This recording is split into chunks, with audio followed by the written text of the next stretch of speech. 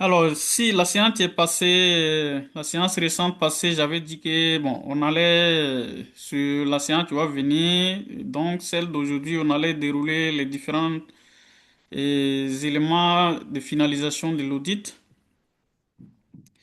Mais je me suis rendu compte qu'il y avait des sections qu'on n'avait pas abordées. Je compte les aborder rapidement aujourd'hui pour voir. Et c'est vrai que ce sont des sections ou bien plutôt des cycles, si, même si on fait une formation globale de ces cycles, ça peut prendre 2 ou 3 séances avant de les terminer. Mais j'ai décidé juste de les aborder de façon globale pour vous montrer comment ça fonctionne. Toujours est-il qu'il y a des particularités qui sont adaptées à chaque marché. Notamment la partie des charges de personnel, il y a aussi la partie des stocks. Par exemple, au niveau de la partie des charges de personnel, on sait bien que dans chaque environnement, on sait comment on calcule les salaires, on sait les différents éléments qu'on doit imposer, comment la fiscalité fonctionne en la matière et tout. Et ça, c'est adapté à chaque environnement, pour dire chaque marché. Déjà, si on est dans le cas marocain, c'est différent du cas de la Guinée à ton niveau. Il y a aussi, c'est différent peut-être des autres pays, ainsi de suite. Je vais partager l'écran ici pour qu'on voit de quoi je parle de façon rapide et on bascule sur la partie stock aussi, avant de revenir sur les différents éléments de finalisation de la mission d'audit. Je ne sais pas si tu vois mon écran. Oui, c'est bon, je vois. Alors, ici, comme si tu le vois bien, ce sont les éléments relatifs à la paie. D'abord, on commence par, si on est dans la feuille H, on constate qu'on est toujours dans la logique du macro qu'on avait réalisé au tout début de l'audit, de la formation. Et comme j'ai dit, ce macro, il regroupe l'ensemble des faits et des comptes par catégorie. Ça veut dire que si on prend la feuille H, on va se retrouver avec tous les comptes qui sont relatifs à la paie. Tu vois, l'ensemble de ces comptes sont relatifs à la paie jusqu'à les dettes au niveau social. On a aussi les charges et tout. S'il y a des avances au personnel, on les verra ici, ainsi de suite. C'est bien vrai que les comptes des plans comptables ne sont pas les mêmes, mais si on arrive à dérouler le macro normalement avec n'importe quelle balance, on va se retrouver avec la répartition des comptes par catégorie. Donc, ce que nous cherchons à vérifier ici, si on est dans le volet des charges de personnel, c'est de savoir est-ce que l'ensemble des charges qu'on a comptabilisées dans les différents comptes de charges sont celles qui sont sur les bulletins de paye. Ça veut dire que les livres de paye de chaque mois, on va prendre chaque mois, on récupère les informations du livre de paye on fait les 12 mois de l'année et on constate est-ce que l'ensemble de ces charges-là correspond à ce qui existe dans les comptes comptables. Et quand on parle de comptes comptables, tout ça, ce sont des charges de comptes comptables, allant jusqu'à la partie de la provision pour congé et tout. Maintenant, les différentes charges sociales, ça correspond à la partie CNSS et tout. Ça aussi, ça doit être centralisé dans un autotest. Mais ici, ce qu'on cherche à savoir, c'est quoi? Si tu remarques là, tu vas constater que le résumé qui est fait ici, c'est le bulletin de paye, ou bien plutôt les journaux de paye chaque mois qu'on a résumé ici. Et ça, on n'a rien inventé, on a récupéré juste le contenu des journaux de paie de chaque mois. Ça veut dire j'ai les salaires bruts imposables de l'ensemble des salariés du mois. On a, s'il y a des régularisations, on les a ici. S'il y a des indemnités imposables ou non imposables, on peut les trouver ici. Ensuite, ça va former le salaire global. On a, s'il y a des avances, s'il y a les retenues de la CNSS et les différentes retenues sociales, et l'impôt sur les salaires, ainsi de suite. L'objectif ici, c'est de recalculer le salaire net et le comparer avec ce qui est comptabilisé. Et de s'assurer qu'il y a des écarts entre ce qui est sur le bulletin de paie et ce qui est calculé. S'il n'y a pas d'écart, ça veut dire que le salaire net est bien calculé et est bien comptabilisé. Ça, c'est le mois de janvier. Et chaque mois, c'est ce qu'on fait. On récupère juste le contenu du journal de paie de chaque mois. On recalcule le salaire net et on récupère ce qui est dans les comptes comptables pour s'assurer est-ce que Ce qui est comptabilisé correspond exactement à ce qui est sur le bulletin de paie du mois. Mhm. Une fois que ce contrôle est fait, on va récupérer aussi les salaires bruts et imposables qu'on vient de regrouper dans les journaux de paie et on compare avec ce qui est comptabilisé. Est-ce que c'est le même montant? S'il y a des écarts, c'est que forcément ces écarts sont expliqués. Par exemple, ici, la Mhm. récupération a laissé des écarts et ces écarts sont expliqués. On parle ce sont des salaires des autres cliniques qu'on avait comptabilisés là-dessus et on essaie de récupérer sous forme de dette. C'est ça qui a fait que les écarts sont ici. Mais le client doit forcément expliquer ces écarts. Si on a des réponses à ces écarts, il n'y a plus de sujet. Mais s'il n'y a pas de réponse, c'est là où on commence à creuser. Et là, si vous regardez bien, vous allez constater que c'est l'ensemble des informations du journal, du grand livre de la paie qui a été récupéré ici. Le compte 4432, c'est le compte de dettes aux salariés. Ça veut dire que c'est le salaire net qui est comptabilisé là-bas. Et ça, chaque Mhm. mois, on récupère le contenu et on vérifie avec ce qui est sur les journaux de paie qu'on vient de regrouper, est-ce que c'est bien ou pas. Ici, quand on remarque bien la comparaison des salaires nets comptabilisés par rapport à ce qui est calculé sur les journaux, il n'y a pas d'écart ici. Ça veut dire que pour nous, c'est bon. Ouais. Ensuite, une fois qu'on finit de vérifier la centralisation des journaux, on peut vérifier également la partie de la CNSS. C'est la même procédure. Il suffit juste de récupérer les bordereaux de la CNSS.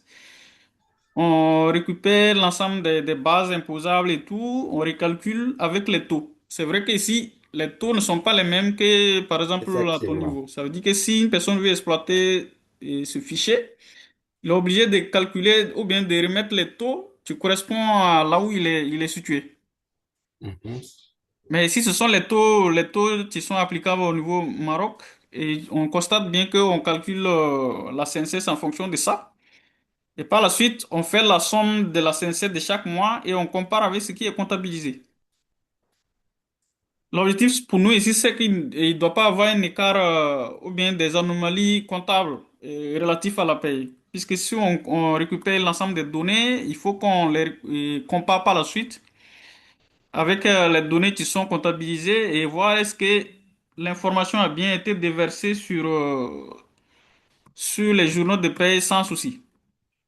Ou bien plutôt l'information sur les journaux de paie ont été bien déversées dans la comptabilité sans souci. Comme ça permet d'éviter qu'à la longue, on ait des questions d'écart qu'on n'arrive pas à justifier. Ça, c'est juste la partie CNSS aussi. C'est oui, tout ce qu'on voit ici, c'est le contenu des bordereaux de CNSS qu'on a récupéré. Mais là où les colonnes où il y a des formules, une fois qu'on récupère les données sur les bordereaux, les formules vont se calculer avec les taux en vigueur. Est-ce que c'est bon? Oui. Une fois qu'on calcule cela, on voit que chaque mois, on récupère l'ensemble de la CNCS, on la compare avec ce qui est comptabilisé, soit en charge ou en dette. En charge, c'est la partie patronale qui est comptabilisée en charge. Il faut comparer cela avec la charge sociale. Et s'il y a un écart, cet écart doit forcément être expliqué. La partie de la dette aussi, on doit comparer avec ce qui est calculé et ce qui est exactement ce qui est comptabilisé. Si c'est le cas, il n'y a pas de sujet. S'il y a des écarts, on doit les expliquer. Et comme j'ai dit, je ne voudrais pas aller en profondeur parce que pour ne pas être dans une situation un peu confuse, puisque les pratiques ne sont pas les mêmes sur les différents territoires. Mais je vous montre juste comment il faut traiter lorsqu'on est en face d'une telle situation. Et le fichier que j'ai ici, si quelqu'un veut l'exploiter par exemple à ton niveau, il faut qu'il essaie de récupérer les taux qui sont applicables à son niveau pour alimenter ces fichiers. Par Oui. exemple, ici, lorsqu'on veut calculer la partie plafonnée, on va se retrouver avec la base qu'on a récupérée des bordereaux multipliée par les taux en vigueur et tout, pour arriver à trouver la base sur laquelle on va calculer la CNSS par la suite. Alors ça, c'est le deuxième test au niveau des charges de personnel. Ça correspond à la partie CNSS, puisque on vient de voir juste la partie des bordereaux de paye. Et les journaux de paie, si on veut les exploiter, on recoupe le contenu, on calcule le salaire net, et on compare avec ce qui est comptabilisé. Et en même temps, le salaire brut global doit être comparé avec ce qui est comptabilisé en charge de personnel. Mhm. Alors, une fois qu'on finit le volet de la CNSS, il peut y avoir des contrats d'assurance paye. Il faut vérifier aussi la charge de l'assurance et tout pour voir est-ce qu'elle est bien comptabilisée. Si déjà c'est une charge trimestrielle ou mensuelle, il faut les multiplier par 12 mois pour et voir est-ce que c'est bien comptabilisé et tout. Comme j'ai dit, l'objectif c'est de ne pas oublier les charges. Ou soit si on a des charges, de ne pas les sous-estimer ou les surestimer. Ensuite, ici, déjà, au niveau de la paie, il peut y avoir des indemnités non imposables à des limites près. Parce qu'au niveau des impôts, on peut vous dire, voilà, peut-être vous avez une indemnité de fonction qui est exonérée par exemple, à 20 000 ou 30 000. Là, Mhm. quand nous, on est dans le volet paye, on doit s'assurer que exactement les indemnités qu'on a accordées respectent ces limites-là. Si ça dépasse, le reliquat doit être taxable. Et à certaines sociétés, ils dépassent, mais ils n'ont pas l'information comme quoi il ne doit pas dépasser une certaine limite. Donc, en tant qu'auditeur, il faut vérifier cela aussi pour s'assurer que est-ce que les limites... En Guinée ici, les primes de fonction sont carrément taxées, hein. Oui, c'est ça justement. Mais il y a des pays où Il on y a vous pas de dit... seuil. Ah oui, oui, il y a des pays où, comme vous le dites là, certainement au Maroc, Oui, il y a un oui, certain seuil qui est taxable et un certain seuil. Non, mais en Guinée ici, oui, quelle que soit la valeur des primes de fonction, oui. elle est taxée. Oui, justement, par exemple, ici, on va vous dire que, par exemple, l'indemnité de transport est taxable si tu dépasses 500 ou 750 dirhams selon que tu sois en ville ou et dans la zone rurale, le reste est Mhm. taxable. Maintenant, si tu es en face d'un client, Mhm. lorsque je suis dans la partie paye, je dois m'assurer que les indemnités de transport qu'ils ont accordées au personnel, est-ce qu'ils ont dépassé ces limites-là? Mhm. Oui. S'ils ont dépassé ces limites, je dois me rassurer que la limite, et ce qui est le surplus est taxable et ajouté à la partie rémunération taxable. Mais si je prends le cas, par exemple, du Burkina, on va vous dire, par exemple, l'indemnité des fonctions et à plus de 30 000, le reste est taxable. Il faut s'assurer que si la société accorde des indemnités, par exemple, de ces gens, qui ne dépassent pas les 30 000. OK. Ça aussi, ça doit être vérifié. Comme je vous ai dit, le volet de la paye, c'est un peu... En fonction de la législation du C'est travail ça, dans oui, le oui, pays. en fonction de la législation. C'est pour ça que je n'ai pas voulu l'aborder comme le volet fiscal aussi. OK, c'est vrai. Parce qu'à un moment donné, les pratiques vont être un peu confuses plutôt. Mhm. Mais globalement, il faut comprendre l'esprit dans lequel on est lorsqu'on est en face de ce genre de situation. Si je suis dans le volet de la paie, il faut que j'oriente les tests que je dois effectuer. Oui. Ensuite, si on finit de contrôler les indemnités, il se peut que dans la société, ils accordent souvent, ou bien plutôt ils comptabilisent souvent une provision pour congé. Je dois me rassurer de comment cette provision a été calculée. Et si je veux me rassurer de comment ça a été calculé, il faut que cette provision tienne compte des salaires de base, le nombre de jours de congé, aussi la base qui va être utilisée pour calculer combien de jours sont restés à calculer. Est-ce que dans ces calculs, ils ont tenu compte de la CNSS, ils ont tenu compte peut-être de la mutuelle selon la législation, ainsi de suite. Et ça, cette Maintenant, charge... quelle est la pertinence, monsieur Barra, quelle est la pertinence de faire cette provision-là lorsqu'un employé part en congé? Oui, justement, puisque au cours de l'année, on vous dit que les employés, s'il fait toute l'année dans la société, il a droit à un congé annuel. Oui, S'il a droit à un congé annuel, ça veut dire qu'à tout moment, il peut demander ses jours de congé. oui. Supposons qu'on est en 2023, le salarié, il arrive au 31/12 2023, il n'est pas encore allé en congé. Alors que nous, on sait bien que il a fait un certain nombre de temps avec nous. S'il demande le congé, on a l'obligation de l'accorder. Oui. Et ce congé, c'est un congé de 2023 et non pas de 2024, puisqu'il est déjà en fin de Mhm. 2023. OK. Vu que, on sait bien que c'est une charge, la charge doit être attachée à l'exercice. On va Mhm. provisionner cette charge-là en attendant que les salariés réclament. S'ils ne réclament pas les jours de congé, on va estonner la provision. D'accord. Mais s'ils réclament ces jours de congé, on est obligé de les laisser aller en congé, mais congé payé. D'accord. Est-ce que c'est Je bon? comprends. Oui, j'ai compris. Parce que c'est comme des congés acquis. Si la personne travaille toute l'année 2023, il arrive à la fin de 2023, il se peut qu'au 1er janvier 2024, il demande un congé. Ce Oui, c'est congé possible. ne peut pas être imputable à 2024 parce qu'il a fait l'année de 2023 et non pas l'année 2024. Mhm. Effectivement. Vous voyez? Mais s'il arrive en 2024, jusqu'à il arrive en cette période, il n'a rien demandé comme congé, c'est comme si on dit, bon, pour l'instant, il n'a pas encore pris ses congés, mais les jours sont toujours d'actualité, mais la charge, on va laisser tourner. Mhm. D'accord. Ça Merci. marche. Oui. Ça, c'est comme ça. Ici, par exemple, c'est ce qu'on calcule. On prend le salaire de bail, on voit le nombre de jours qui lui reste. On calcule avec également les charges sociales telles que la CNCS. S'il y a une assurance vie, assurance complémentaire, on calcule tous ces éléments, on fait la somme. On voit combien on est censé payer à ses salariés s'ils demandent son congé. Mhm. Et ça, on fait D'accord. ça sous forme de provision. Cette provision, OK. l'année qui va suivre, si tous les salariés ne réclament pas les congés, on reprend. On reprend cette provision et on fait le cumul avec l'année qui va suivre. On fait une nouvelle provision, ainsi de suite. Alors, J'ai c'est une fiche. petite, j'ai Oui, quelque chose à demander là par rapport au 13e mois le plus souvent que les entreprises payent pour encourager le personnel. oui. Je ne sais pas si au Maroc aussi ça se passe ainsi. Est-ce que les charges sociales sont à calculer sur ces salaires du 13e mois? D'autres même éventuellement pas d'un 14e mois aussi dans Oui, dans les oui, justement, entreprises. c'est calculé. Parce que dès que c'est taxable, la CNCS aussi va prendre sa part. D'accord. Si on fait le 13, et ça existe ici aussi, mais c'est comme si Ah, OK. on parle de primes exceptionnelles. D'accord. En ce moment, lorsque vous décidez de distribuer des primes au personnel pour les encourager ou bien pour une certaine performance, ce sont des éléments qui sont taxables. Et tout ce qui est D'accord. taxable au niveau des impôts, la CNCS aussi est concernée aussi. D'accord. Oui. C'est bon. Merci. Alors, oui, J'ai dit, c'est bon, on peut continuer. ok.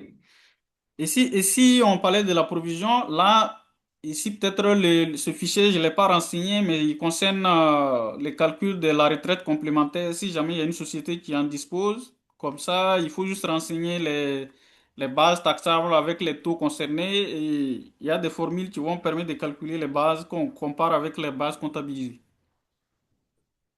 Ça, c'est globalement le volet de la paie. Même au niveau de la paie, il peut être nécessaire aussi de sélectionner les bulletins de paie aussi pour consulter, pour voir est-ce que les éléments qui sont sous les bulletins sont bien récupérés dans la paie aussi. Mais généralement, bon, les gens le font lorsqu'ils sont dans une mission de contrôle interne. D'accord. Alors, globalement, c'est ce que j'avais à souligner dans la partie paye rapidement. C'est vrai que Mhm. si on veut aller en profondeur, il peut y avoir des tests supplémentaires à dérouler. Mais je m'en tiens là pour qu'on soit sur les mêmes longueurs d'onde. D'accord. Alors, ça, c'est la partie de la paye. On peut aller dans le volet des stocks aussi. Ce sont les tests résiduels que j'avais dit. Je vais montrer rapidement, comme ça, pour qu'on bascule sur la phase finale de l'audit. Mhm. Alors, ça, c'est un fichier de stock que j'avais préparé. Et D'accord. ça, je vais vous montrer de façon sommaire les tests qui sont essentiels à dérouler. Mais au niveau du stock, comme je vous ai dit, globalement, le Mhm. volet stock, c'est une section qui est très, très, très, très important au niveau de l'audit. Lorsqu'on est dans une société surtout industrielle ou bien une société de négoce qui a des entrepôts où la valeur du stock est trop conséquente. Le plus souvent, même dans les sociétés de négociation industrielle, c'est par l'inventaire des stocks, là, on commence. C'est ça, c'est ça. Et déjà à l'entrée à la matière, c'est déjà l'inventaire. Puis si tu es le Mhm. cap, tu sais bien que, supposons qu'on te donne le bilan de la société, et tu dois calculer les postes en pourcentage. Tu sais Mhm. bien que si tu prends l'actif, on va vous dire, il y a l'actif immobilisé, il y a l'actif circulant, il y a les stocks et tout et tout. Maintenant, si je vais calculer en pourcentage, je vais constater que peut-être même le stock vaut 50% de la total de l'actif. De la grossure. Ça veut dire que moi, en tant que CAC, ça veut dire que si je rate cette base, si je n'ai pas pu contrôler 50% de l'actif, ça veut dire que mon travail ne sert à rien du tout. Ou Ça, bien c'est on vrai. peut dire, j'ai fait un travail, mais pas exhaustif. Effectivement. Et s'il y a des anomalies dans la valorisation des stocks, ça veut dire que l'actif même n'est pas un actif vraiment réel. Vous Mhm. voyez? Donc, au niveau du stock, comment on fait? C'est d'abord l'inventaire, comme vous l'avez dit. Lorsque on est les CAC d'une société, l'inventaire se fait en fin d'année. Il se peut que déjà la mission d'audit, ça va se faire peut-être le premier de l'année qui va suivre et tu conseilles l'année passée. Par contre, l'inventaire se fait à la même année. Ça veut dire qu'au 31/12 de l'année, on doit forcément faire l'inventaire du stock. Bien vrai que l'inventaire du stock n'est pas le seul inventaire, parce qu'il y a plusieurs inventaires qu'on peut réaliser, vu que d'abord la loi dit qu'il faut faire l'inventaire des actifs et des passifs. Mhm. Mais le stock, vu que c'est quelque chose qui est gardé de façon physique, c'est plus, on peut dire l'inventaire est plus recommandé que les autres éléments de l'actif à un moment donné. Ouais. Vous voyez? Mais au niveau des immobilisations aussi, c'est la même chose. Tu construis des immobilisations et tout. À un moment donné, il faut faire l'inventaire pour s'assurer que les valeurs existent, ainsi de suite. Maintenant, au niveau du stock, même si on est en phase d'intérim, supposons qu'il y a une société qu'on audite et qu'on est en intérim, l'intérim, ça va se dérouler à peu près à partir de septembre jusqu'à octobre et tout et tout. Une fois qu'on finit l'intérim, on va basculer dans la phase des inventaires. Et les sociétés, si par exemple on est en cabinet, on doit sélectionner l'ensemble des sociétés qui disposent du stock et puis on vérifie est-ce que par exemple ça vaut la peine dans cette société par exemple d'aller en inventaire si déjà la valeur du stock est significative. C'est, on peut ne pas assister à l'inventaire de toutes les sociétés dans le portefeuille parce qu'on se dit en fonction de notre jugement professionnel, telle société par exemple, la valeur du stock ne représente pas grand-chose pour impacter l'opinion et tout. On peut décider de ne pas aller à l'inventaire de cette société-là, mais ça ne veut pas dire que c'est pas obligatoire. Oui, mais normalement, l'inventaire, comment ça se passe? Lorsque je vais aller à l'inventaire, je vais demander à la société la procédure et tout. Je demande l'état du stock. Je fais un certain échantillon des valeurs que je vais aller compter avec eux. Mais le plus important, c'est de savoir est-ce que la procédure est respectée.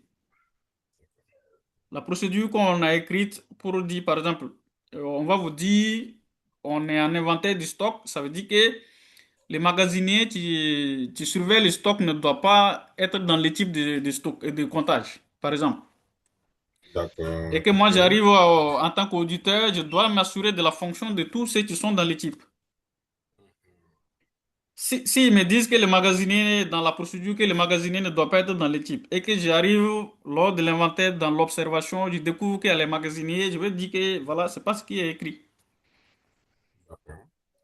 Oui. Mais le simple fait de trouver le magasinier dans l'équipe ne veut pas dire forcément que c'est mauvais. Puisque s'il y a d'autres personnes qui l'accompagnent, il ne va pas frauder devant tout le monde. Ok. Oui. Mais peut-être il Alors, peut être présent dans l'équipe, par exemple, comme je sais que ça, comment les articles ont été oui, disposés dans justement, le il peut magasin de montrer les stock. réunions dans lesquelles les articles se trouvent plus Voilà, facilement. mais il ne participe pas au Il ne compte, au participe pas. dénombrement en question. C'est ça. Mais dans la procédure, certaines sociétés peuvent écrire pour dire forcément qu'il est interdit qu'il assiste et tout. Ça veut dire que si j'arrive en tant qu'auditeur, je dois observer tout ça. D'accord. Ils vont marquer par exemple que lors du comptage, on a une deuxième équipe qui fait double comptage. Je dois m'assurer que c'est vrai. Aussi, on va dire par exemple, après le double comptage, les deux équipes ne se confrontent pas. Ou bien peut-être on va dire chaque équipe, on peut dire déjà, s'il y a la première équipe qui est l'équipe de comptage, on a une deuxième équipe. Ces deux équipes ne doivent pas être en même temps ensemble. Mhm. Si Effectivement. c'est le cas, je dois, en tant qu'auditeur, même si je ne compte pas physiquement, je dois m'assurer que ce qu'ils m'ont dit dans la procédure, c'est vrai. D'accord. Une fois que c'est le cas, je dois, et après l'inventaire, je récupère les faits de comptage et tout, et ces faits de comptage doivent être signés. Et une fois que j'arrive chez moi, je vais récupérer l'ensemble des quantités qu'on a identifiées sur les faits de comptage et j'attends lors de mes travaux au niveau final pour confronter ces quantités avec l'état du stock. Ça veut dire que je dois m'assurer que ce qu'on a compté dans le stock, il n'y a pas eu de mouvement après. S'il y a eu des mouvements après, ils doivent les justifier par des bons d'entrée et des bons de sortie. Comme ça permet de justifier les écarts après inventaire. Sinon, ces écarts ne peuvent pas être justifiés. Forcément, ils doivent trouver une réponse à ça. Ça, c'est le D'accord. volet inventaire globalement. Mais en fonction de la société, il peut y avoir des procédures différentes. Une fois qu'on finit l'inventaire, on arrive à la partie de nos travaux. Une fois qu'on, je ne sais pas si vous voyez mon écran. Je le vois, oui. Une fois qu'on récupère l'état du stock lors de nos travaux, la première des choses à faire, c'est de comparer cet état de stock, la valeur de l'état du stock avec la valeur comptabilisée. Si je fais cette comparaison, je vois qu'il n'y a pas d'écart, ça veut dire que la valeur qui est comptabilisée est bien reportée, ou bien plutôt la valeur qui est sur l'état du stock est bien reportée en comptabilité. Ça, c'est la première des choses à faire, c'est comparer la valeur de l'état de stock que j'ai reçu avec la valeur comptabilisée. Ensuite, après ça, si peut-être je suis dans la mission en fin d'année, ça veut dire qu'il y a eu un stock initial. Ce stock initial, je dois comparer le stock initial de maintenant avec la valeur qui était dans le bilan de l'année passée. Je ne sais pas si vous comprenez. J'ai compris, bien sûr. C'est ça justement, pour s'assurer que la nouveau a été bien repris dans la comptabilité ou bien dans le bilan. C'est que le solde à la fermeture de l'année précédente Oui, correspond au solde à l'ouverture de l'année qui suit. c'est ça, c'est ça. Ce sont des comparaisons symboliques, mais très importantes, parce qu'il peut y avoir des erreurs manifestes qu'on ne peut jamais découvrir. Madame Ensuite, Soubala, s'il vous plaît, descendez, excusez, revenez sur cette feuille. oui, Voilà, descendez un peu. Une observation par rapport à cette non, vous descendez. Là où vous avez trouvé que effectivement les valeurs sont les mêmes, on voit ici que l'écart est zéro. Ce qui veut dire que la marchandise n'a subi aucune détérioration par rapport à sa valeur, il n'y a pas de provision. Hein? oui, justement, il n'y a pas de provision. Ça veut dire que la Voilà. valeur du stock initial est égale à ce qui est Mhm. dans le bilan aussi. D'accord. À ce moment, dans les deux, il n'y a pas d'écart. Non, pas initial. Je parle là, vous aviez. Bon, c'est Oui. ça même. Ça, c'est la valeur du stock initial et final. Hein? Non, ça, c'est la valeur du stock initial dans le fichier de stock comparé avec la valeur qui existe dans la comptabilité. Voilà, d'accord, c'est bon. C'est ça, j'ai compris. Ça marche. Mais Ça marche. ici dans le premier fichier, on a la Voilà, valeur du c'est stock d'ici. final. Voilà, non, excusez-moi, c'est d'ici même que je parlais. Oui, La valeur du stock final après inventaire oui, et la valeur qui est dans la comptabilité. Je vois que les valeurs sont identiques. oui. Ce qui veut dire qu'il n'y a pas eu de détérioration au niveau de C'est la ça justement, marchandise, donc il y il a n'y a pas eu pas de stock rapport. détérioré, il n'y a pas eu de provision. D'accord, c'est bon. Une fois qu'on finit de faire ces comparatifs, on arrive au stade où on doit comparer les prix unitaires. Pourquoi on compare les prix unitaires? Ça veut dire que si moi j'ai un stock, par exemple, en début de 2023, ça veut dire au 31/12/2022, j'ai le stock, ce stock est le stock final de 2022, il va aller au niveau de 2023. Ça veut dire que j'ai le stock initial de 2023. Et j'arrive en fin 2023, j'ai aussi un autre état de stock de fin de 2023. Si c'est la même référence, je dois me rassurer que les prix unitaires n'ont pas changé. Est-ce que vous avez compris?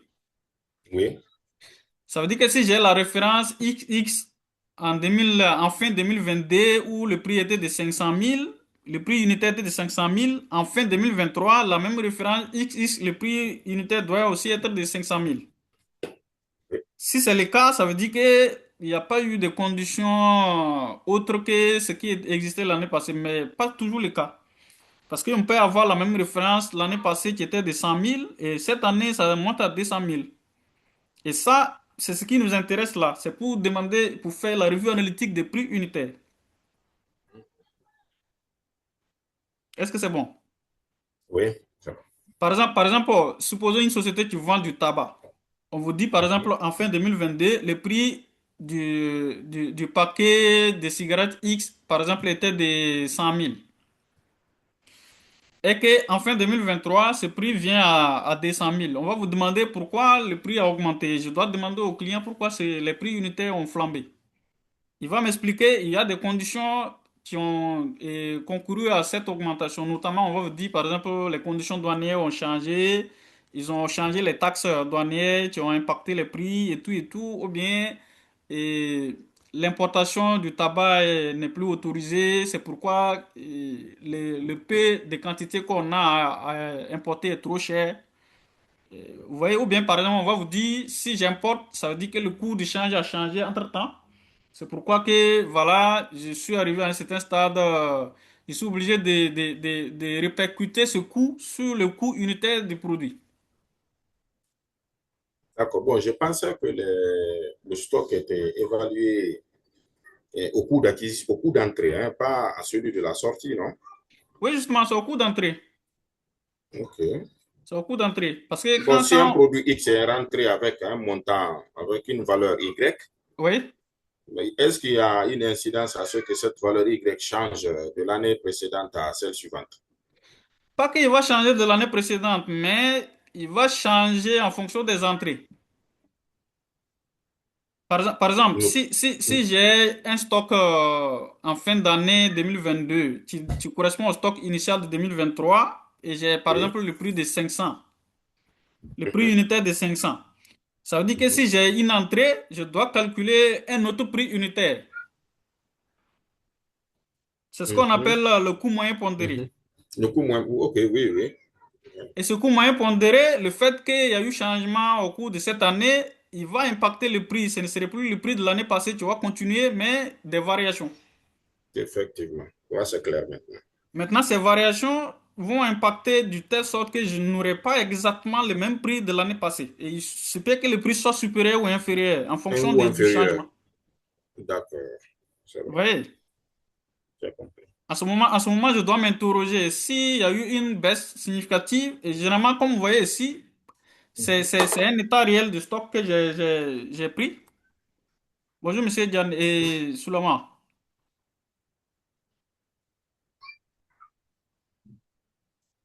Vous voyez bien que ici j'ai pris déjà un état de stock d'une situation réelle que j'ai audité.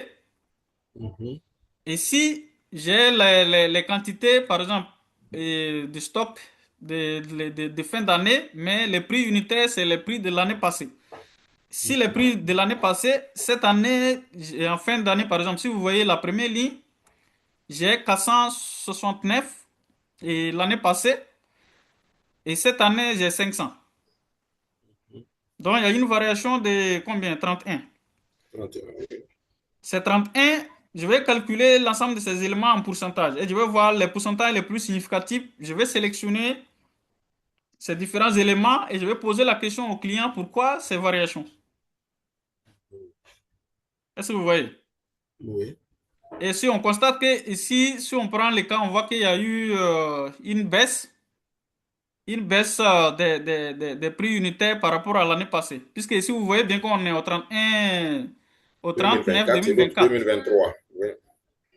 La première colonne là où j'ai mis le curseur, on est en 2024. Mhm. J'ai vu. Alors qu'ici, on est en 2023. Ça veut dire qu'en 2023, ici, on avait 500. Et en 2024, on revient à 469. Ça veut dire qu'il y a eu une baisse des prix du produit qu'on est en train de tester ici. Et ça, c'est lorsque j'ai posé la question à mon client, j'ai obtenu l'explication. C'était effectivement, bon, comme l'exemple que j'avais pris, c'est l'importation. Il y a eu une baisse des droits de douane sur un certain nombre, une certaine catégorie de produits qui a impacté le coût unitaire à l'import. Et vu que ça a impacté le coût unitaire à l'import, automatiquement ça impacte la valeur du stock lors de la comptabilisation et le calcul du coût moyen unitaire pondéré. D'accord. Est-ce que vous voyez? Ça, c'est de façon symbolique, mais globalement, c'est un test qui est important à faire pour vous assurer que, surtout que par exemple, on est dans une société, nous-mêmes, on a eu l'information entre-temps dans les médias comme quoi, voilà, il y a tel produit où l'importation a été impactée par tel événement. Et si ces produits concernent un de mes clients et que moi je fais cette revue, je dois me rassurer que ce qui a été confirmé est exactement vrai. Ça marche. Oui, ça marche. Ça, c'est la comparaison des prix unitaires.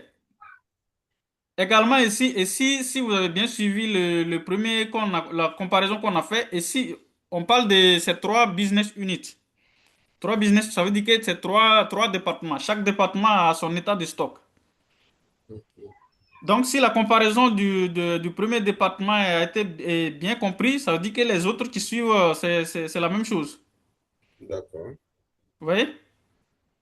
Jusqu'à ce que je calcule encore le prix unitaire du même département avec les produits qui y sont et je vais comparer aussi avec la suite.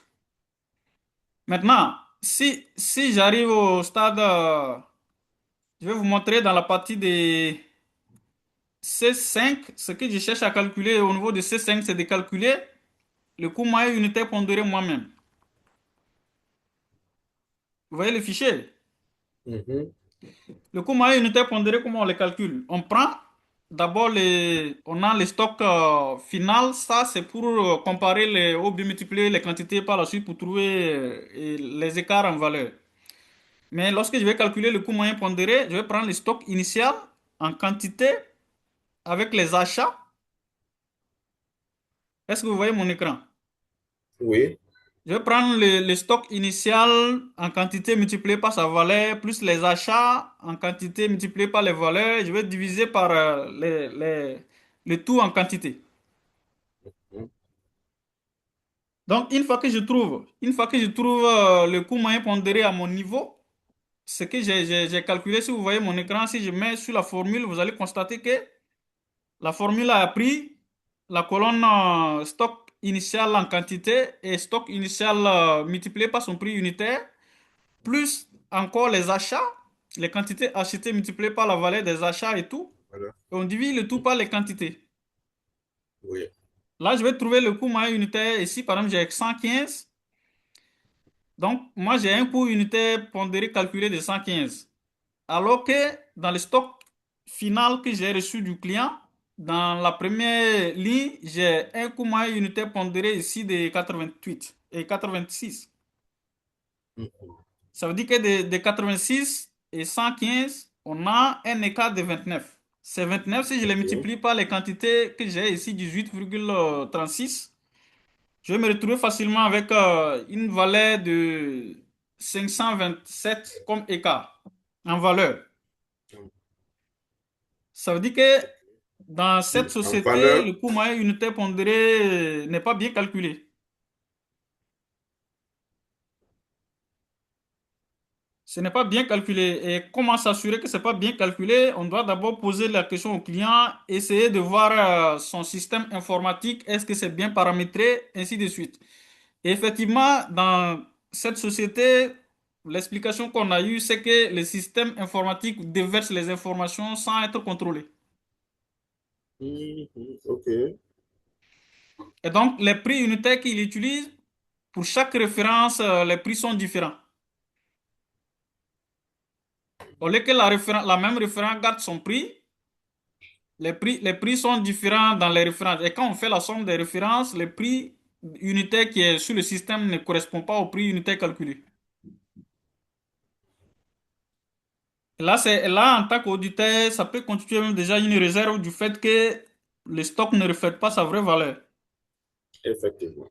Est-ce que vous voyez? Oui. Donc, c'était juste pour vous montrer comment exactement ça fonctionne. Et ça, ce fichier, c'est simple à utiliser. Si on est dans une société où c'est le coût moyen pondéré qui est utilisé, il suffit juste de récupérer les données qu'on a ici et recalculer le coût unitaire nous-mêmes et on compare avec le coût unitaire qui existe dans l'état de stock qu'on nous a communiqué. Est-ce que vous voyez? Oui, Ça, c'est de façon symbolique, comme je disais, le stock. Si on veut voir, par exemple, tout ce qui est comme test sur le stock, ça nécessite déjà 2 ou 3 séances uniquement pour le stock. Alors, ça, c'est la partie du coût unitaire pondéré. Maintenant, dans les tests de stock, il y a un autre test que je vais vous montrer, tel que le bouclage de stock. Vous savez, si vous êtes dans une société où vous faites l'audit de stock, d'abord, vous avez le stock initial, il y a des entrées, il y a des sorties. Ce que je vais faire, c'est quoi? C'est de s'assurer que les quantités initiales plus les entrées moins les sorties correspondent aux quantités qui existent actuellement. Est-ce que vous avez compris? oui, Ça s'appelle le bouclage du stock. Pour faire le bouclage, comment je fais? Je prends les références, comme le code article que vous voyez ici dans la colonne. Ce code article, il correspond, il avait des quantités initiales, les quantités au niveau du stock initial. Je vais récupérer ces quantités-là.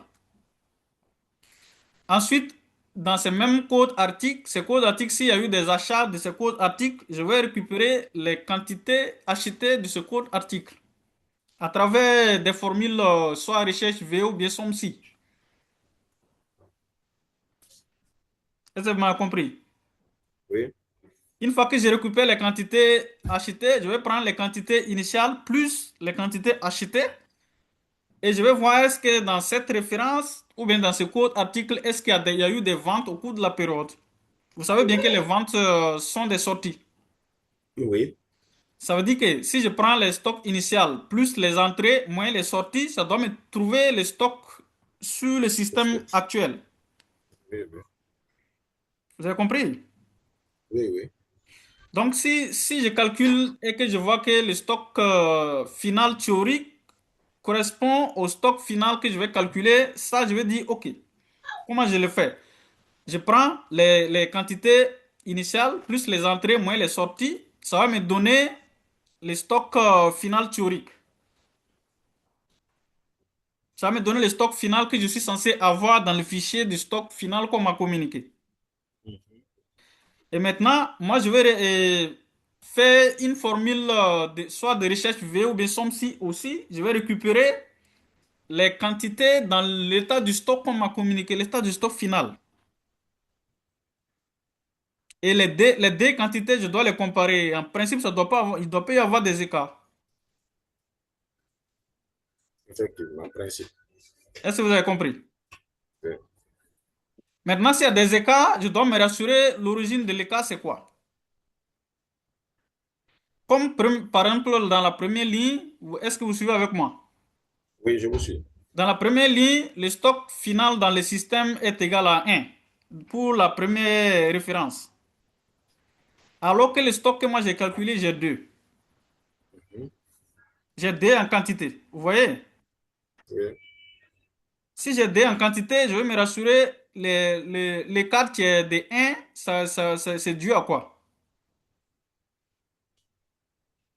Vous suivez avec moi? oui, Alors, j'ai un écart de 1 entre la quantité que j'ai calculée, la quantité finale que j'ai calculée et la quantité finale qui existe sur le système du stock qu'on m'a communiqué. Je trouve un écart de 1. Cet écart, il est expliqué dans cette colonne-là. Sortie ou casse. Effectivement, cette quantité a été une quantité de casse. ça n'a pas été vendu, mais Il n'a pas été ça n'a vendu, pas mais il été a été cassé. Ce sont des cassé. carreaux. Et les carreaux, dans cette référence, il y a un des carreaux qui est tombé, qui est cassé. Ils ont déposé à part. Il n'est plus vendable. Et dans l'inventaire, lorsque vous faites l'inventaire, vous allez trouver forcément l'écart de 1. Cet écart de 1, c'est ce qui est expliqué ici. Et ça, c'est déjà une perte. Et si on tient compte de cet écart de casse, il n'y a plus d'écart. Ça veut dire que la quantité a été justifiée. Ensuite, vous regardez bien dans la deuxième ligne, c'est la même chose. On a 3 comme écart qui correspond à une casse aussi. Et ça, le client le justifie clairement. Voyons la troisième ligne là, ouais, C'est puisque je ça. vois moins Tout ce que vous 67. voyez ici comme des chiffres, ce sont des chiffres qui correspondent à des casses. Et malgré les casses, déjà vous avez vu écart 3 parce que après les casses, j'ai calculé encore écart pour voir est-ce qu'il y a un deuxième écart. Et s'il y a un deuxième écart, vous allez constater qu'il y a un deuxième écart, par exemple, dans la ligne 3. La ligne 3, vous avez un deuxième écart de combien? Moins 67. Mhm, Les moins 67, ici, on parle d'entrée, écart d'inventaire. Et là, par exemple, ils ont fait la permutation entre deux dépôts. mhm. Ça veut dire que dans le dépôt 1, ils ont enlevé des quantités pour faire un transfert dans un autre dépôt. C'est ça qui était les 65. Maintenant, le troisième écart, ça c'est un vrai écart. On n'a pas pu l'expliquer. Mais vu que c'est D, ça ne représente pas grand-chose. Est-ce que vous voyez? Oui, je vois. Dans les stocks, généralement, vous allez trouver des écarts et ces écarts peuvent être expliqués soit des transferts de dépôt à dépôt, soit des casses ou, comme je l'ai dit, des produits qui sont fragiles, qui sont cassés, ou soit des régularisations. Il se peut qu'il y ait des opérations on avait, par exemple, l'année passée, qui n'étaient pas dans les bonnes quantités qu'on a régularisées pour amener dans un autre article, ainsi de suite. Ou soit peut-être vous allez trouver dans certaines sociétés où les produits sont de même nature qu'on a permuté sans le savoir. Par exemple, vous allez trouver dans certaines sociétés, par exemple comme les cliniques, où un médicament qui joue la même fonction qu'un autre. Et surtout, lorsqu'on est en train de soigner une personne, on dit, voilà, il y a tel produit, il faut amener. C'est peut qu'on fait la permutation des produits ensemble sans le savoir même, puisqu'on se dit que ça joue la même fonction. Effectivement, mais les noms commerciaux sont différents. C'est Oui, ça, les noms commerciaux sont différents. Maintenant, lorsqu'on arrive à l'inventaire, on va se retrouver avec des écarts. ok. Et ces écarts, ça doit être expliqué. Et généralement, on ne peut pas dire que c'est du vol, mais Mhm. en fonction du traitement, ça se voit. Mais c'est une question du contrôle interne. Si on contrôle bien les trucs, on peut se retrouver facilement. Est-ce que ça marche? Oui, ça va. Alors, c'est globalement ce que je voulais vous montrer aussi dans la partie stock. Et comme je vous ai Mhm. dit, le stock, rien que le stock seul, ça peut représenter 2 à 3 séances pour comprendre l'exhaustivité des tests qui sont à dérouler. Mais globalement, c'est ce qu'il faut savoir ici. Et une fois que vous avez, au fur et à mesure, avec le temps, si vous êtes dans des missions d'audit, vous allez comprendre que tout va aller plus vite. D'accord. Ça marche. Oui, ça marche. Peut-être qu'on Et aura déjà, je la chance suppose un que, je jour d'aller au suppose Maroc, qu'avec tous... aller. Oui, Je dis certainement, on aura la chance un jour d'aller au Maroc, aller faire un mois avec vous dans le cabinet là-bas. oui, C'est jamais. oui, c'est possible.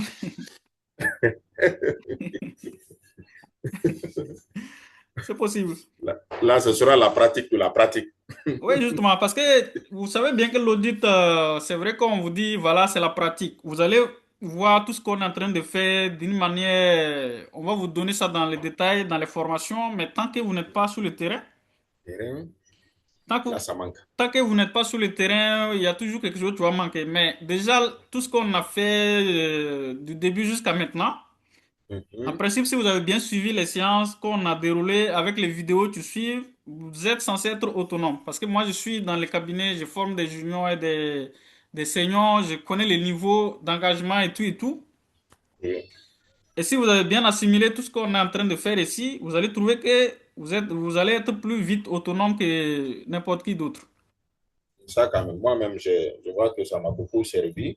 Oui, Avant, c'était tout un mystère pour moi, mais grâce à la formation, oui. vraiment, j'ai su où commencer et puis où m'arrêter, quoi. C'est ça justement, c'est le but même déjà de la formation ici. Et lorsque, par exemple, on va finir les séances, n'hésitez pas si vous avez des questions et tout. Et comme Il n'y ça, a on pas de peut s'aider problème. au fur et à mesure. Mais il faut savoir que l'audit, ça dépend aussi des secteurs d'activité. Il peut y avoir des secteurs où vous allez trouver que c'est plus facile parce qu'il y a des sections même qui n'existent pas. Par exemple, si vous êtes Mhm. dans des secteurs comme les services, vous n'allez pas trouver les stocks devant vous. Mhm. Au lieu que, avec la difficulté que ça comporte, ça vous allège un peu la tâche. Mais, comme j'ai dit, vous allez trouver, par exemple, l'auditeur, comme je vais vous dire globalement que le travail de l'auditeur n'est pas un travail figé. Ça veut dire que on peut être, par exemple, dans le secteur du négoce aujourd'hui, en tant qu'auditeur, en train de vérifier. On connaît tout ce qui se passe là-bas, on connaît comment identifier les risques. Et le lendemain, on vous dit, vous déplacez-vous dans une telle ville, on a une mission dans le BTP. Voilà, ouais. Là, c'est compliqué. Si vous n'avez pas une notion transversale, Ça veut là, dire vous allez qu'il vous, faut, même si vous il avez, faut tout le temps apprendre. voilà, même si vous avez toutes les notions de démarche d'une mission d'audit classique, C'est là, ça, il faut avoir un supplément d'information un vraiment pour supplément pouvoir mener à bien d'information. Il faut la savoir mission. comment les secteurs même fonctionnent, les risques, quels sont Effectivement. les risques en amont. Et ça, c'est plus important d'identifier d'abord les risques inhérents au secteur d'activité. Effectivement. Si je suis capable d'identifier les risques inhérents au secteur d'activité, maintenant, le reste va être vérifié est-ce que c'est bien cadré. Ça, c'est vrai. Est-ce que vous voyez?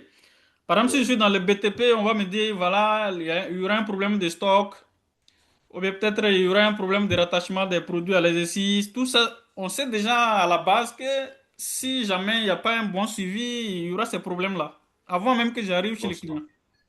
Forcément. Vous voyez? Ouais, c'est vrai. Alors, si on a vu la partie des stocks, je ne sais pas si on peut basculer plus vite sur la partie des comment arriver à rédiger une note de synthèse et les rapports. D'accord. Monsieur Sulama est là? Oui, il est là, il est là. Ah, ok, d'accord, d'accord, c'est bien. D'accord, il n'y a Oui, pas je de suis là. souci. Hmm. Je suis Ah, venu ok, avec comment ça mon feuille va? de notes. Oui, ça va. Ah, Dieu merci. On Je peut suis venu avec basculer mon feuille sur de la notes. partie rapidement. Je vais vous montrer comment ça Ok, fonctionne. d'accord, D'accord, pas de souci. OK.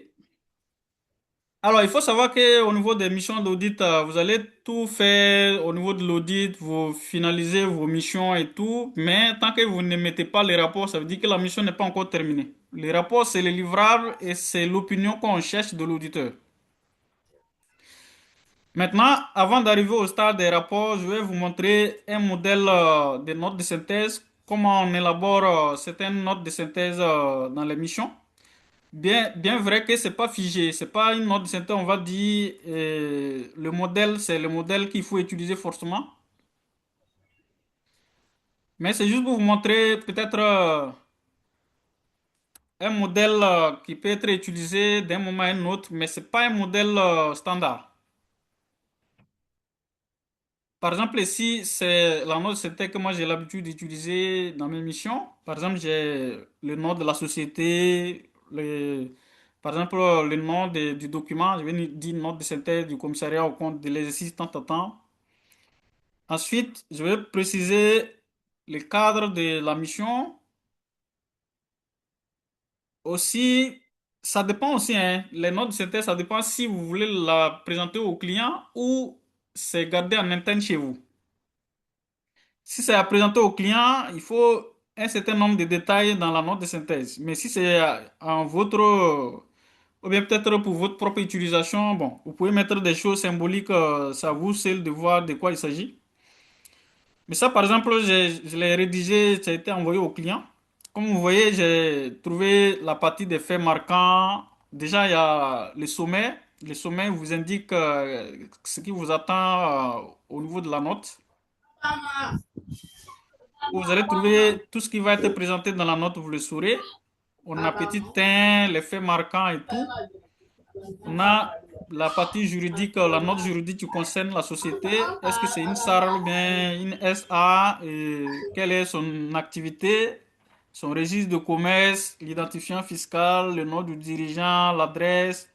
Pour faciliter la tâche peut-être à la personne qui voudrait lire la note,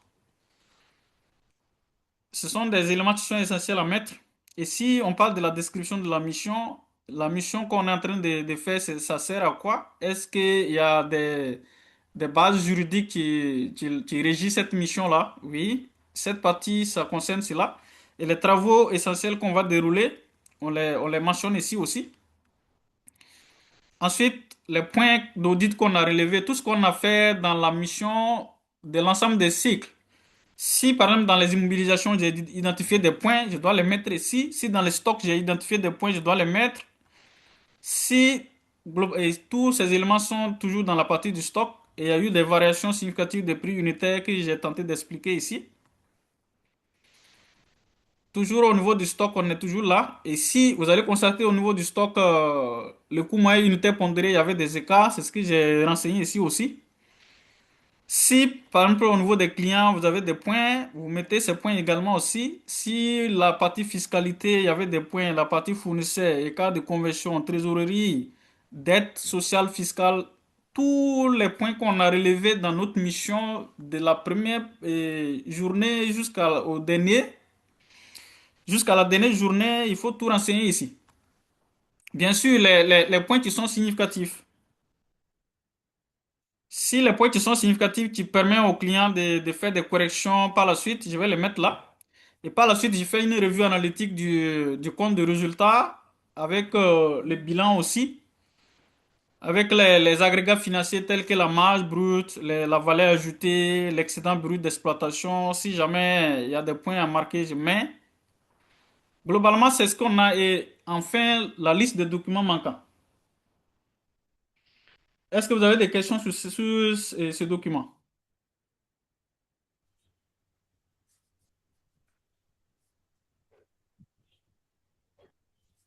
Je ne sais pas si vous avez des questions. Faites monter, ouais, je vais voir au niveau des documents manquants. Oui?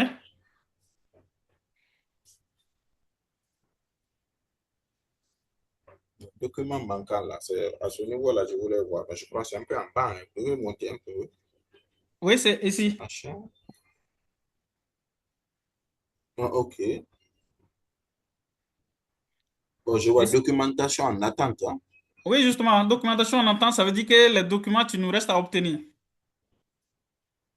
OK, d'accord, d'accord, d'accord. Ça veut dire OK. on a fait toute la OK. mission, mais avec les clients, il nous manque soit des documents qui nous manquent définitivement, soit des documents qui restent à actualiser. Il se peut qu'il nous a donné une première version, et par la suite, on attend une deuxième version parce qu'il y a eu des changements qu'on n'a pas obtenus, mais ça n'empêche pas qu'on émet notre opinion. Est-ce que vous D'accord. voyez? D'accord. Oui. Ça, c'est les documents qui restent à obtenir du client qu'on n'a pas obtenu jusqu'à la rédaction de la note de synthèse ici. Mais si entre-temps on les obtient avant l'émission des rapports, on les supprime. D'accord. Vous voyez? Ici, c'est le sommet du bilan, le bilan, l'actif et le passif, qui a été résumé ici. Là, c'est les agrégats financiers tels que la marge brute, valeur ajoutée ici, qui sont résumés ici également. Là, c'est le compte du résultat qui a été commenté un peu. Comme je vous ai dit, c'est de façon brève. C'est pas rentré en profondeur comme vous le voyez. Mais c'était juste pour vous montrer le modèle, comment ça fonctionne. Mais c'est un modèle qui peut être plus élargi que ça, en fonction de ce qu'on a en face dans la société. Et ça, l'ensemble de ce que vous voyez ici, ce sont les points d'audit, les points des écarts ou bien des points d'observation qu'on a relevés. Même si ça ne va pas faire l'objet d'une opinion dans notre rapport du moment où c'est pas trop significatif, mais ça permettra au client de faire des corrections par la suite avant de déposer son bilan. Effectivement. Vous voyez? On peut avoir un modèle type. Oui, justement, je peux vous communiquer un modèle de ce genre, mais en attendant que j'enlève tout ce qui est non réel. Voilà, les informations qui sont là, là. C'est ça, ouais. Mais ça, j'ai juste enlevé le nom de la société et tout, mais ce sont des informations réelles. D'accord, d'accord, pas de problème. Alors, ça, c'est la partie note de synthèse. Maintenant, au niveau de l'audit, qu'est-ce qu'il faut faire? Si d'abord je redis la note de synthèse, j'ai des points, le client va les corriger. Mais après cela, il y a des informations que j'ai besoin ou bien des documents que j'ai besoin avant de passer à la logique du rapport d'audit. Ces documents, qu'est-ce que j'ai besoin lorsque je suis en phase de l'émission du rapport d'audit? Je vais d'abord demander les documents juridiques au client. Les documents juridiques que je dois demander, c'est lesquels? Les documents qu'il a préparés à destination de l'AGO, à destination de l'Assemblée générale. Parce que lorsque le client veut préparer son Assemblée générale, il y a un certain nombre de documents qu'il va rédiger. Ces documents, il va par exemple rédiger les rapports de gestion. Il va rédiger le PV de l'Assemblée, le projet de résolution destiné à l'Assemblée avant qu'il vote les résolutions finales. Il va élaborer aussi la lettre sur les conventions réglementées. Si déjà j'ai des contrats entre, par exemple, les associés et la société, si par exemple j'ai des contrats avec des sociétés filiales du même groupe, je dois rédiger une lettre qui explique la raison de ces contrats et les opérations qui sont effectuées au cours de l'année. C'est cette lettre qui va nous permettre d'élaborer en tant qu'auditeur les rapports spéciaux. Est-ce que vous avez compris? Oui. Mais la lettre d'affirmation, là, c'est quoi? Tu vas là? La lettre d'affirmation, on va la voir tout de suite. On peut dire d'ailleurs le document le plus important déjà pour l'auditeur avant son rapport. Mais je suis en train de vous expliquer les documents. Lorsqu'on arrive au stade où on veut mettre le rapport, les documents qu'on a besoin, forcément, on a besoin du rapport de gestion, on a besoin du PV, du conseil d'administration ou bien du gérant, si c'est une SAR. On a besoin également de la lettre sur les conventions réglementées. On parle de conventions réglementées, ça veut dire que les conventions, tu dois être autorisé lors de l'Assemblée générale et tu avais été commencé sans autorisation. Par exemple, si je suis dans une société où c'est une société du groupe et que je décide de vendre, de faire des achats ou bien des ventes exclusives avec une société filiale, ce n'est plus une convention qui rentre dans le cadre normal, mais c'est une convention qui est réglementée. En tant qu'auditeur, on ne porte pas vraiment un jugement sur ça. Si, puisque l'auditeur il n'a pas l'obligation de chercher ces conventions-là. Mais s'il les découvre, il doit les remonter pour que ça ne soit pas source de conflit d'intérêts entre les associés. Je vous prends un exemple. Si on est deux associés dans une société et que un des associés a commencé par exemple à faire des transactions avec la société en question. Ces transactions, il se peut qu'il les fait et il y a du favoritisme là-dessus. Cette convention on peut dire que ces transactions rentrent dans le cadre des conventions parce que le deuxième associé doit les autoriser. Mhm. S'il les autorise pas, ça veut dire qu'à un moment donné, ça peut basculer dans une logique de conflit d'intérêts. Effectivement. Et l'ensemble de ces genres de conventions, le gérant ou bien le président du conseil d'administration doit les regrouper dans une lettre qui va montrer aux associés lors de l'assemblée générale. L'assemblée générale, ça réunit tout le monde. Il va dire aux associés, voilà, au cours de l'année, on a fait des opérations avec telle personne ou bien tel associé qui porte sur telle transaction. Voici la réalité, voici les montants qu'on a exécutés ensemble, voici ce qui a été payé. Est-ce que vous êtes d'accord? Est-ce que vous approuvez ou pas? Vous voyez? Et cette lettre, lorsque nous, en tant qu'auditeurs, on va recevoir cette lettre, on va l'utiliser pour faire un deuxième rapport qu'on appelle le rapport spécial. Le rapport spécial, ça veut dire que le rapport qui regroupe l'ensemble de ces conventions-là. Lorsqu'on signe ces rapports, ça veut dire que voilà, cette lettre a été mise à disposition. Nous, on a consulté dans la comptabilité, on a trouvé que exactement, oui, effectivement, ce sont les montants qui sont mentionnés sur la lettre qui ont été comptabilisés. C'est bon. Oui, c'est bon. OK. Une fois qu'on a la lettre sur les conventions réglementées, on a les rapports de gestion, on doit avoir le projet de résolution. Ça veut dire que les décisions qu'on doit prendre à l'Assemblée, les gérants ou bien le président du conseil d'administration doit les faire de façon dans un projet. puisque si nous sommes par exemple les associés, on arrive à l'AGO ou bien à l'Assemblée générale, peut-être on a une heure de temps à faire, on va pas s'asseoir à rédiger toutes ces résolutions. Donc lui, il doit rédiger les résolutions en avance et quand il vient nous soumettre, si c'est bon pour nous, on valide. Ok. À ce moment, nous, en tant qu'auditeurs, on doit en avance connaître ces résolutions. On doit savoir de quoi il s'agit. C'est ce qu'on appelle le projet de résolution. Et également, on aura besoin du PV du conseil d'administration, le procès verbal du conseil d'administration ou bien le procès verbal du gérant qui a arrêté les comptes. Parce que pour faire l'assemblée générale, c'est supposé que les comptes sont déjà arrêtés et déposés au niveau des impôts. Pour arrêter ces comptes, c'est le conseil d'administration ou bien les gérants lorsqu'on est en cas d'une SAR qui arrête les comptes et déposés. Maintenant, il doit élaborer un projet verbal de comment ces comptes ont été. Est-ce que les comptes sont bien arrêtés? Est-ce que le résultat qui a été arrêté est bon? Est-ce que lui, dans sa logique, il propose la distribution du résultat? De quelle manière il doit le préciser?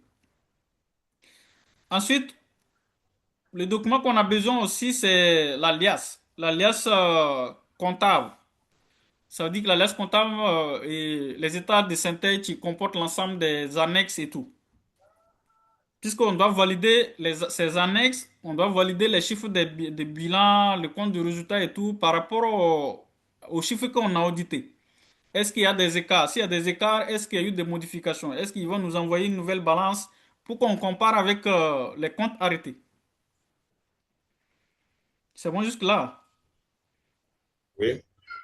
Alors, une fois qu'on finit de vérifier l'ensemble de ces éléments, s'il y a des écarts, on va le communiquer, il va modifier et il va nous signer les versions définitives. C'est- Lorsqu'on reçoit les versions définitives, ce qui nous reste à faire maintenant à nous, c'est de préparer notre lettre d'affirmation, notre rapport général en tant que rapport d'audit, notre rapport spécial, et qui va comporter les conventions réglementées dont on a parlé tout à l'heure. Et la lettre d'affirmation, je vais vous montrer le modèle de quoi il s'agit. Est-ce que vous voyez mon écran? Oui. Alors, c'est ce qu'on appelle la lettre d'affirmation. Ça veut dire que lorsque, par exemple, on arrive au stade où on veut émettre les rapports, on est censé avoir la lettre d'affirmation signée. Tant que la lettre d'affirmation n'est pas signée, ça veut dire qu'on ne peut pas communiquer les rapports au client. Est-ce que vous avez compris? Oui. Dans cette logique, cette lettre, c'est nous qui la préparons, mais le client le signe comme étant lui, tu nous l'envoies. Mais nous, en tant qu'auditeur, on prépare la lettre, on met l'ensemble des affirmations nécessaires que le client doit, sur lesquelles il doit se baser pour la signer. Et s'il refuse de la signer, ça veut dire que nous, on attend jusqu'à ce qu'on ait la version signée avant de mettre nos rapports d'audit. Pourquoi la lettre d'affirmation est importante? Parce que ça permet de couvrir l'auditeur aussi sur l'ensemble des éléments qu'il a reçus lors de sa mission. Vous voyez bien ici, dans cette lettre d'affirmation, on met les capitaux propres, le total des capitaux propres, on met dans le résultat qui est réalisé, on met. Maintenant, ce sont les paragraphes qui sont ici, qui sont les plus importants au niveau de la lettre. Ici, qu'est-ce qu'on dit? Le premier paragraphe, vous voyez mon écran? Est-ce que vous suivez? Hmm. Oui. Oui, oui. On Et voit si, l'écran. oui, et si on parle de les états de synthèse ont été établis conformément aux règles comptables oui, aux règles et principes comptables marocains, dans le respect des principes permanents des méthodes et élaborés selon les mêmes règles et méthodes comptables que celles mises en œuvre pour l'arrêté des comptes annuels. Ça, si le client confirme, ça veut dire que il est pertinemment au courant que les comptes il a mis à notre disposition sont arrêtés selon les principes comptables. Si jamais un jour on découvre que ce n'était pas le cas, il a déjà signé la lettre. Ça veut dire qu'il a confirmé. Est-ce que vous avez compris?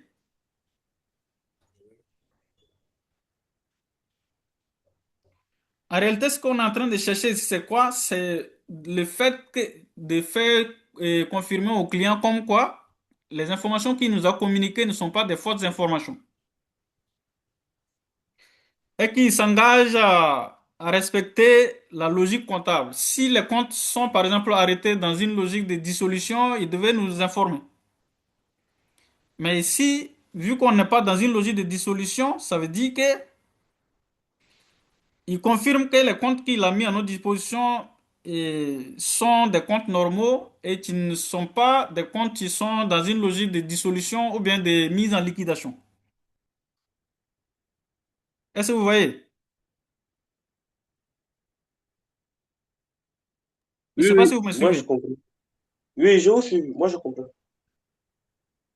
Ensuite, on dit, nous n'avons pas, ou bien nous n'avons ni projet ni intention de restructuration, de réorganisation ou de cession autres que ceux qui sont déjà pris en compte dans les états de synthèse de nature à affecter sensiblement la valeur comptable ou le classement des actifs et passifs ou nécessitant une information dans l'éthique et ou dans les rapports de gestion. Ça veut dire que s'il y a des événements qui doivent arriver, tels que la cession, ou bien la restructuration de la société, l'ensemble de ces informations, il doit soit les mettre dans les états de synthèse, dans les notes annexes, soit les inscrire dans les rapports de gestion. Si tout cela n'a pas été fait, ça veut dire que on est dans une situation normale. Il ne faudrait pas qu'un jour on découvre qu'il y avait un projet de cession qui n'a pas été mis à notre disposition. Et s'il confirme, ça veut dire qu'il est au courant de ce qui se passe. Ensuite, on dit dans le paragraphe 5, je ne vais pas tout lire, mais je vais vous montrer juste quelques paragraphes, comment ça fonctionne, et après, je vais vous envoyer le modèle, vous allez lire. Ensuite, on dit, à ce jour, nous n'avons connaissance d'aucun événement autre que ceux déjà pris en compte qui serait survenu depuis la date de clôture de l'exercice et qui nécessiterait un traitement comptable des états de synthèse. Ça veut dire que les états de synthèse qu'il a mis à notre disposition, il n'y a pas un autre événement en cours, tu vois, impacter les valeurs qui sont inscrites dans ces états-là. Ensuite, si par exemple je trouve, on part par exemple ici dans le paragraphe 9, on dit, nous vous avons fait part de notre appréciation sur le risque que les états de synthèse puissent comporter des anomalies significatives résultant des fraudes. Nous n'avons pas connaissance de fraudes suspectées ou avérées, d'allégations de fraude, ainsi de suite. Toutes ces affirmations, lorsqu'on les met dans la lettre, ce n'est pas anodin. Il faut Une fois qu'il signe la lettre, ça veut dire qu'il est au courant de tout ce qui se passe et que les informations qu'il a mis à notre disposition, il n'y a pas d'anomalie ni de fraude dedans. Ensuite, si déjà nous on a découvert des écarts très significatifs, qui sont des écarts, par exemple, qui nous paraît pas cohérents, lorsqu'on redit la lettre, on va mettre ces écarts dans la lettre pour le dire. Si il confirme que les écarts sont des écarts réels, il doit signer en tenant compte de ces écarts aussi. Par exemple, dans le paragraphe 20, vous allez constater que on a intégré des chiffres ici. Les chiffres qu'on a intégrés, c'est quoi? On parle de, nous vous confirmons que les avoirs non cachetés. Ça veut dire qu'ils ont émis des avoirs lors des ventes, mais ces avoirs n'ont pas été cachetés par les clients. Les clients n'ont pas mis son cachet là-dessus. Les avoirs non cachetés par les clients dans notre échantillon sélectionné à hauteur de, puisqu'on a sélectionné un échantillon à hauteur de 4 millions, sont justifiés et ne nécessitent pas de notre part des ajustements significatifs dans les comptes arrêtés. Ça veut dire que malgré que les clients n'ont pas signé ces avoirs, ils confirment que ce sont des avoirs réels et que les clients sont au courant de ces avoirs. Donc cela ne va pas nécessiter des ajustements après. Ensuite, dans le paragraphe 21, nous vous confirmons que vous n'avez pas reçu les réponses aux lettres de sécularisation. Donc, nous, on a besoin de réponses aux lettres de sécularisation pour émettre notre rapport. Mais si on n'a pas reçu ces réponses, il confirme que les sols, un jour, ne seront pas des sols à problème. Est-ce que vous comprenez? Si on a des soucis avec Donc, l'analyse de la TVA et tout, ces éléments, on doit les savoir. Est-ce que l'analyse de la TVA n'a pas été effectuée. Est-ce qu'il est au courant du risque fiscal? Est-ce que ce risque fiscal ne serait pas significatif pour les comptes? Si il confirme que ce ne serait pas significatif, pour nous, on maintient à ça. Monsieur Bahana, Après, il va signer. Je ne sais pas si vous avez des questions. donc si je comprends bien, cette lettre vise à protéger l'auditeur d'un point de vue juridique au cas où il y aura des problèmes plus tard. Oui, justement, ça vise à protéger l'auditeur des affirmations qu'il a reçues du client, puisque tu sais bien que c'est le client qui est responsable de la production des comptes. S'il est, il est responsable de la production des comptes, tout ce qu'il va mettre à nos dispositions, nous, on ne peut pas savoir si ce sont des faux ou bien des vrais. Et pourquoi c'est vrai qu'on va les consulter, on va les contrôler et tout, mais on va se protéger en arrière-plan aussi avec cette lettre par rapport aux affirmations qu'il nous a données. D'accord, je comprends. Et tant on n'obtient pas cette lettre signée, on ne peut pas émettre les rapports d'audit. Est-ce que vous comprenez? Oui, oui, c'est moi, je comprends. Alors, une fois qu'on reçoit cette lettre signée, maintenant, il va nous rester la rédaction du rapport d'audit. Le rapport d'audit, je vais vous montrer un modèle aussi.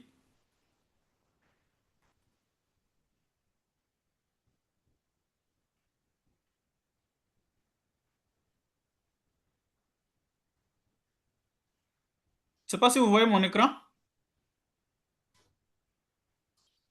Oui. Alors, ça, c'est le rapport qu'on va émettre au client. Déjà, si on a fait tous ces contrôles, on n'a pas trouvé assez d'anomalies, on a fait la lettre d'affirmation, on l'a envoyé au client, il a signé. Il va nous rester les rapports à préparer. Les rapports, c'est le modèle comme ça.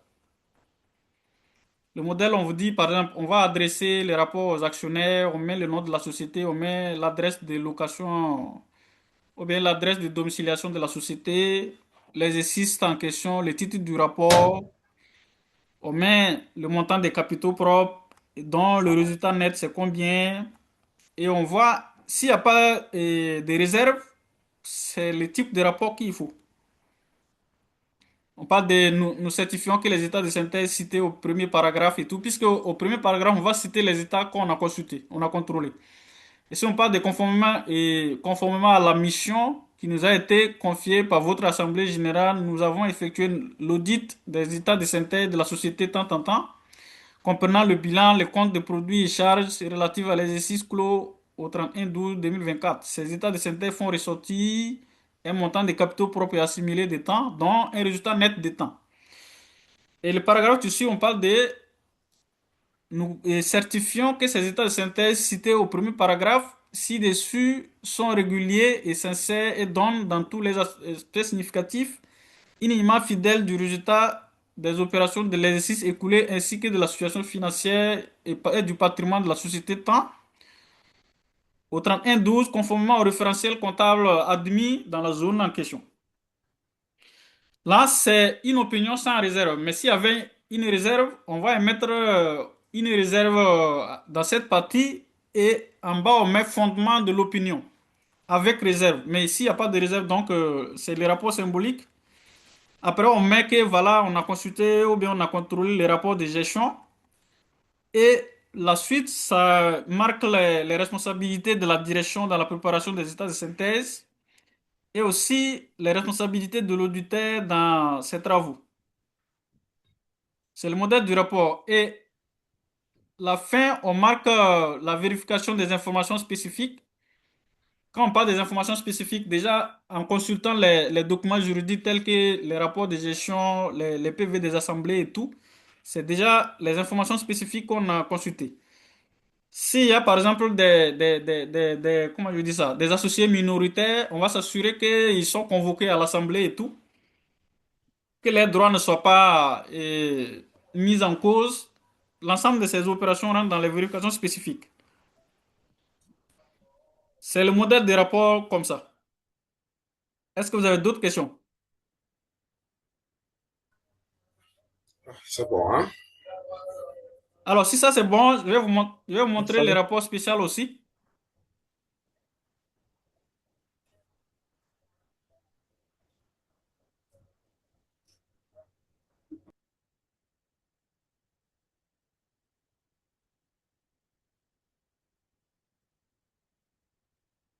Alors ça, c'est le rapport spécial, c'est le titre comme ça. Et par la suite, on part dans la partie des références juridiques. Ici, par exemple, puisque c'est la loi qui recommande les rapports juridiques, avant d'arriver, et plutôt les rapports spéciaux, avant d'arriver à la partie des conventions, on doit énoncer les paragraphes juridiques qui recommandent la lettre, et ou plutôt le rapport spécial. Et pour élaborer ce rapport spécial, on a besoin de la lettre sur les conventions réglementées que les clients vont nous envoyer, comme ce que j'avais dit auparavant. Maintenant, ici, on va dire par exemple à notre qualité de commissaire au compte de votre société, nous vous présentons notre rapport sur les conventions réglementées conformément aux dispositions des articles 56, tant en tant de la loi. La loi qui recommande les rapports spéciaux. Et on parle de, il nous appartient de vous présenter les caractéristiques et les modalités des conventions dont nous avons été avisés par le président du conseil d'administration ou que nous aurions découvertes à l'occasion de notre mission. Mais si on n'a rien découvert, on s'en tient aux conventions que le conseil d'administration nous communique. Puisqu'on n'a pas l'obligation de les découvrir déjà, on ne peut pas les juger. On ne peut pas trouver une convention ou bien plutôt une autre, transaction devant nous et on se dit subitement c'est une transaction qui est liée à une convention réglementée. Mais si on découvre des opérations qu'on a des natures, on sait bien que ce sont des conventions réglementées, on peut les intégrer et puis aviser le président du conseil d'administration pour qu'il les prenne en compte dans sa lettre. Et comme vous voyez cette lettre, vous voyez bien que les conventions concluent au cours de l'exercice. Ça veut dire que si l'exercice que nous sommes en train de contrôler, il y a de nouvelles conventions, c'est ici qu'on doit les rédiger. Mais s'il y a des conventions qui sont signées avant, ça veut dire qu'on est dans l'exercice 2023. S'il y a des conventions qui sont signées en 2021, 2022 et tout, c'est ici qu'on les met dans la deuxième partie. On parle de conventions conclues au cours des exercices antérieurs et dont l'exécution s'est poursuivie au cours de cet exercice. Est-ce que c'est bon? Ici, je n'ai pas rédigé parce que la lettre qui nous a été envoyée était néant. Il n'y avait pas de convention. Mais même si c'est néant, le client a l'obligation de faire la lettre. Pour vous montrer que tout ce que vous avez contrôlé jusqu'à maintenant, nous n'avons pas eu connaissance d'une convention réglementée, donc nous avons une lettre néant. Et l'auditeur aussi va préparer son rapport avec des conventions néant pour dire qu'il n'a rien découvert, la lettre ne comporte rien, donc il n'y a aucune opération qui va impacter ou bien qui va nécessiter du conflit d'intérêt par la suite entre les associés. Est-ce que c'est bon? Oui. Alors, si c'est bon, je pense qu'on est au terme de notre séance. Ça veut dire c'est tout ce que j'avais à vous montrer aujourd'hui et on peut dire déjà la formation tire à sa fin. Et je vous remercie beaucoup pour votre présence et la patience que vous avez fait preuve tout au long de ce parcours. Bien vrai qu'il ne peut pas manquer de questions entre-temps, mais s'il y a des questions, on peut les discuter en long, en large par la suite. Je vais voir comment je vais faire pour regrouper l'ensemble des fichiers après avoir retraité et tout pour vous communiquer. Comme ça, chacun va mettre, voir globalement ce qu'il n'a pas compris. Et si il a des préoccupations, il peut me revenir. Comme ça, on en discute. L'objectif, c'est de pouvoir s'aider. Inch'Allah, vous serez autonome sur l'émission. Merci beaucoup. D'accord. Vraiment, merci, Mme Soubaïla. Merci, Merci merci pour tout, également. vraiment. Merci. Je suis là, au revoir. Merci bien. Ouais, bonne journée à vous. Merci bien, bonne journée. Merci. Ouais, merci.